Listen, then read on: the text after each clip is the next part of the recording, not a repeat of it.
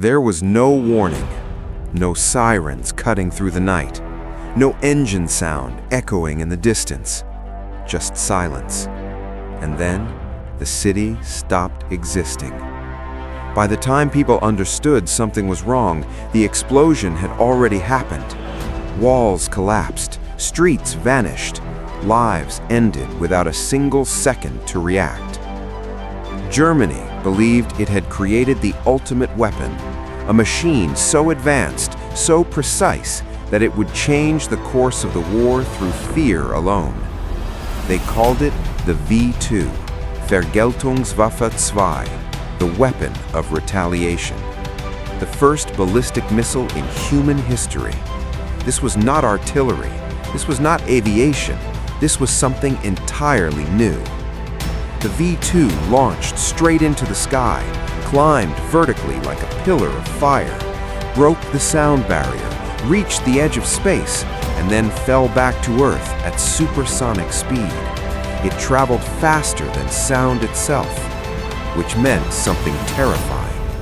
If you heard the explosion, it meant you were still alive. The people who died never heard anything at all.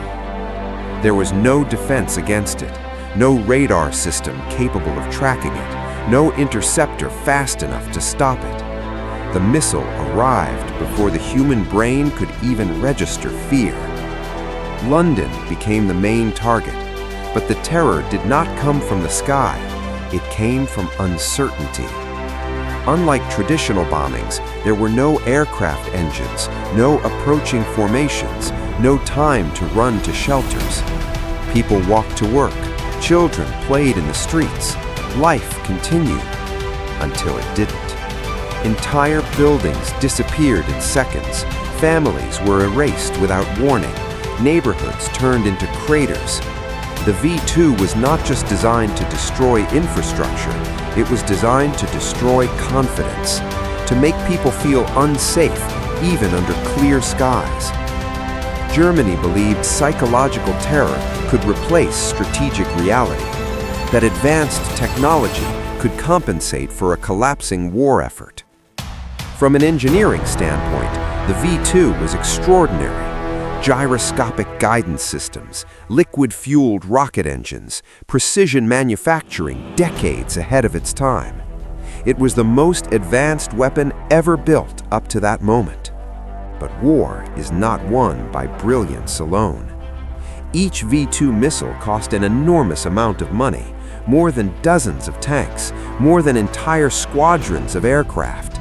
It required rare materials, highly specialized labor, and complex facilities constantly targeted by Allied bombers. Production was slow, deployment was limited, maintenance was a nightmare. Germany was betting everything on complexity, and complexity does not scale. Strategically, the V-2 failed. It did not destroy decisive military targets. It did not shut down factories. It did not stop advancing armies. It arrived too late, in numbers too small, with no real impact on the battlefield. While Germany chased shock and fear, something far more decisive was happening elsewhere, across the Atlantic. The United States was not searching for a miracle weapon. They were building an ecosystem of war. Factories operating 24 hours a day, assembly lines stretching for kilometers, ships, planes, tanks, ammunition, rolling out in numbers Germany could not comprehend. Germany didn't ask, what is the most advanced weapon possible? They asked, what can we build today, and again tomorrow, and again the next day? Standardization replaced obsession. Logistics replaced ideology. Scale replaced desperation. While Germany built technological marvels, America built inevitability. The true American weapon was not a single missile. It was industrial dominance. One tank destroyed meant 10 more arriving. One ship sunk meant 5 more launched. Losses became irrelevant. Germany could terrify civilians. The United States could overwhelm the battlefield with material superiority. The V-2 created fear, but fear does not stop armies. Factories kept running, troops kept advancing. The Allied war machine never slowed. Germany had built the future of rocketry, but ignored the present reality of war. Then, the war ended. Germany collapsed, but the story of the V-2 did not end in ruins, because the United States did something Germany never fully mastered. They absorbed knowledge, they refined it, and they scaled it. At the center of this transformation stood one man, Werner von Braun, the architect of the V-2, the mind behind the weapon of terror, now working for the United States. The missile designed to spread fear was stripped of ideology and reborn.